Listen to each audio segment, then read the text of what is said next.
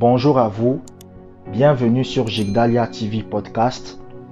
Et le thème du message d'aujourd'hui c'est la pratique de la présence de Dieu et la guérison divine. Dans cette vidéo, je vais vous révéler pourquoi quelqu'un qui pratique la présence de Dieu de façon régulière a beaucoup de chances d'acquérir la guérison divine dans son corps. Je vais vous révéler en quoi la pratique de la présence de Dieu a de l'impact dans votre corps pour obtenir la guérison. Lisons d'abord Deutéronome chapitre 34 verset 7. Deutéronome chapitre 34 verset 7. Moïse était âgé de 120 ans lorsqu'il mourut. Sa vue n'était point affaiblie et sa vigueur n'était point passée. Amen. Ce passage de la Bible nous présente un homme qu'on appelle Moïse. Moïse était un vieillard, c'était un homme de 120 ans. Mais ce qui est très étonnant, c'est qu'on nous dit que cet homme de Dieu, malgré qu'il avait 120 ans, il avait toujours la vigueur de sa jeunesse. Parce que quand on vous dit que sa vigueur n'était pas passée, ça veut dire qu'il avait une bonne santé. On vous dit même qu'il n'avait pas de problèmes des yeux. Parce que vous allez toujours remarquer que, en général, vous allez voir que quand quelqu'un est vieux, il y a souvent beaucoup de chances qu'il ait des problèmes des yeux. Mais on vous dit que non, il n'avait pas de problème des yeux. Maintenant, il faut se poser la question, quel était le secret de Moïse? Comment Moïse a fait pour qu'il ait une bonne santé dans son corps à l'âge de 120 ans? Comment il a fait? Moïse passait du temps en silence devant Dieu. Vous savez, moi j'ai l'habitude de dire aux chrétiens qu'il y a deux façons de prier. Ne rentrez pas dans les histoires de prière de combat là. Ne rentrez pas dans ça. Vous ne voyez pas quelqu'un prier comme ça dans la Bible. Je vous dis la vérité. Vous ne voyez pas quelqu'un prier comme ça. Destruction des autels. Voilà, on va envoyer le feu aujourd'hui. Et c'est même beaucoup de pasteurs qui causent. Ce genre de pasteurs là, ce sont les pasteurs qui causent les divisions dans les familles. Vous allez voir quelqu'un, il va venir, il va vous dire, oui, ta mère est sorcière. Alors que parfois non. Moi, j'ai un oncle à moi, il a eu ce problème-là. Il est allé chez un pasteur, les histoires de briser les autels sataniques. Il est venu, il a dit à mon oncle, ta femme, c'est une sorcière. Alors que la femme, elle n'a rien fait de mal. Donc, il faut faire très attention. Maintenant, il y a deux façons de prier. Et moi, j'ai l'habitude de dire ça aux chrétiens. Il y a deux façons de prier. La première façon de prier, c'est la prière en langue. C'est-à-dire, vous prenez votre chaise ou vous vous mettez à genoux et vous commencez à prier en langue. Vous passez du temps à prier en langue. Si maintenant vous ne voulez pas prier en langue, si maintenant vous ne voulez pas passer du temps à prier en langue, la deuxième façon de prier, c'est la pratique de la présence de Dieu. Et le secret de la guérison, plutôt de la bonne santé de Moïse, c'était la pratique de la présence de Dieu. La Bible dit que tous les jours, matin et soir, Moïse allait dans la tente d'assignation et Moïse se mettait à genoux et restait en silence devant Dieu. Combien de chrétiens vous connaissez qui font ça? La plupart des chrétiens, quand ils prient, ils ne passent pas du temps en silence devant Dieu. Vous allez voir un chrétien, lorsqu'il vient devant Dieu, il se met à genoux. Il commence à prier. Oh Dieu, protège ma mère. Seigneur, protège mon père. Seigneur, protège mes enfants. Protège ma femme. Protège mon oncle. Bon, il va dire encore protège peut-être 2 ou 3 amis. Après, il dit Amen. Quand il dit Amen, là, il se lève, il part. C'est pas comme ça que ça marche. Quand vous venez devant Dieu, que vous vous mettez à genoux et que vous commencez à parler de vos problèmes, après que vous ayez fini de parler de vos problèmes, c'est pas interdit de parler des choses à Dieu, mais après que vous ayez fini, restez maintenant en silence et ne parlez pas. Et c'est quand vous restez en silence, c'est à ce moment que le Saint-Esprit régénère votre corps. C'est pour ça lorsque vous lisez Lamentations chapitre 3 verset 26, Jérémie va dire « Il est bon d'attendre en silence le secours de l'Éternel. » Il a dit « C'est bon. » Jérémie dit quand vous êtes dans les temps de détresse, c'est bon d'être à genoux devant Dieu et d'être en silence. Mais le problème des chrétiens aujourd'hui, c'est qu'ils n'aiment pas le silence. C'est ça. Jésus a dit, Jésus a dit, écoutez très bien. Jésus lui-même a dit, hein, quand vous priez, ne multipliez pas de vaines paroles. Jésus a dit, quand vous priez, ne parlez pas beaucoup. Ne passez pas du temps à parler beaucoup. Comment Jésus faisait pour prier des heures et des heures devant Dieu? C'est parce qu'il ne parlait pas beaucoup. Même quand vous lisez la prière de Jésus au jardin de Gethsémane, Jésus a fait 1 heure, n'est-ce pas? Je vous prends cet exemple. Quand vous voyez Jésus prier au jardin de Gethsémane, Jésus a fait 1 heure de temps. Mais pourtant, vous allez remarquer que on vous dit que Jésus a dit quoi à Dieu? Il a dit à Dieu, Seigneur, veuille éloigner de moi cette coupe, mais non pas ma volonté, mais ta volonté. Est-ce qu'après ça, il a dit Amen? Il n'a pas dit Amen. Maintenant, tout le reste du temps, là, qu'est-ce que Jésus faisait? Il était en silence. Il était en silence. Donc, tout le reste du temps que Jésus a fait, Jésus était en silence. Et lorsque vous restez en silence devant Dieu, c'est là que le Saint-Esprit va commencer à régénérer votre corps. La pratique de la présence de Dieu, c'est l'un des moyens par lequel le Saint-Esprit peut régénérer votre corps. Moi, je vous dis les expériences que j'ai vécues.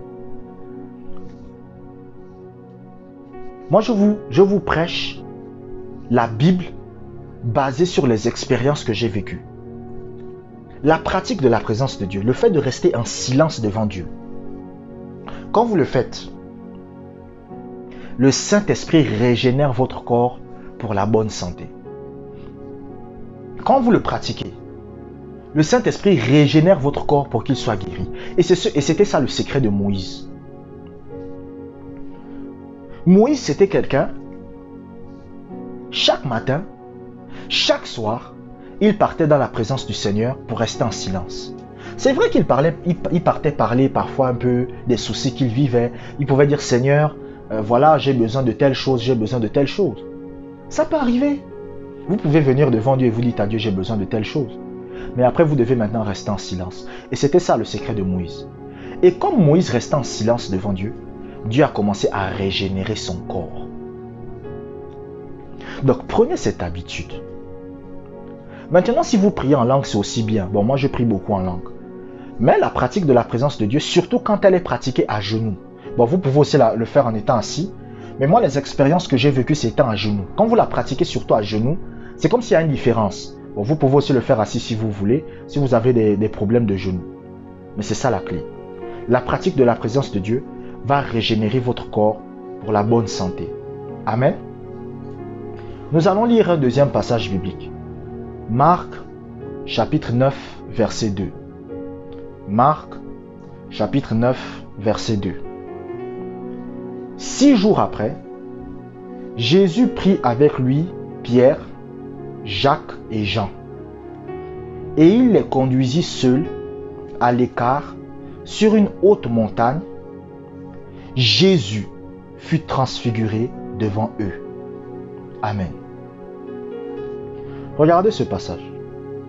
La Bible dit que Jésus va prendre les disciples, c'est-à-dire les apôtres, et il va les emmener sur une haute montagne. Et la Bible dit que pendant qu'ils étaient là, c'est-à-dire que pendant qu'ils pratiquaient la présence de Dieu, parce qu'ils restaient en silence, Jésus, écoutez, Jésus, c'était pas quelqu'un qui était dans vos prières de combat. Moi, je vous dis ça, les gens pensent que moi, je suis fâché contre eux. Moi, je vous dis la vérité. Jésus, c'était pas quelqu'un qui était dans les prières de combat que vous voyez dans les églises aujourd'hui. Jésus était à genoux et il était là en silence. Et la Bible dit que pendant qu'il était en silence, Jésus a été transfiguré devant eux. Ça veut dire qu'il est passé à une autre dimension. Maintenant, qu'est-ce que ce passage nous révèle? Je vais vous dire ce que ce passage nous révèle. Ce passage nous révèle que la pratique de la présence de Dieu développe la puissance de guérison en vous. Parce que le mot transfiguré, quand on dit que Jésus a été transfiguré devant eux, ça veut dire tout simplement que Jésus a développé un autre niveau de puissance. Écoutez, je vous ai dit que tous les chrétiens n'opèrent pas dans le même niveau de puissance. Tous les chrétiens n'opèrent pas dans le même niveau de puissance. Il y a des niveaux de puissance différents selon chaque chrétien. Mais maintenant, l'un des moyens par lesquels vous pouvez développer la puissance de guérison dans votre vie, c'est la pratique de la présence de Dieu. Et aussi la prière en langue, si ça vous intéresse.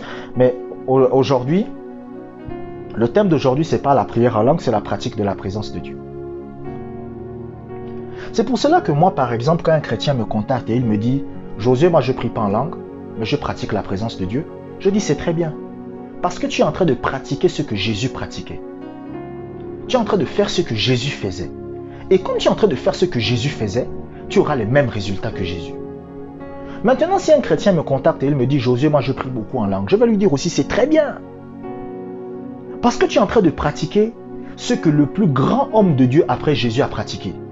Le plus grand homme de Dieu du Nouveau Testament, c'est Paul. C'est Paul. Et Paul priait beaucoup en langue. Et c'est Jésus qui lui a révélé ça. Paul ne priait pas en langue parce qu'il avait envie de prier en langue. Paul est allé au ciel. Et quand Paul est allé au ciel, c'est là que Jésus lui a révélé ce mystère-là.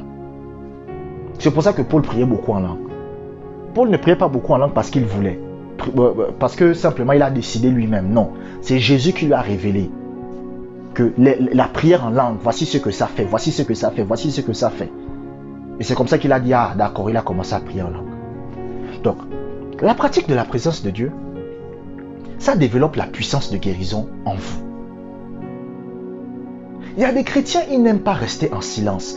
Écoutez, les chrétiens qui sont souvent dans les prières de combat n'ont aucune puissance. Les chrétiens qui sont tous les jours en train de combattre dans la prière, ils manqueront de puissance. Parce que la prière, ce n'est pas un lieu de combat.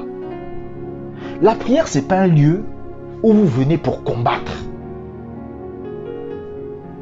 Jésus a dit, quand tu pries, va dans ta chambre, ferme la porte et prie ton Dieu dans le secret. Ça veut dire quoi? Que la prière, c'est un moment d'intimité.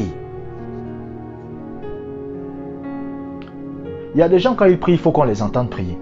Moi, je n'ai jamais compris cette histoire. Vous savez, il y a une maman un jour, je me rappelle.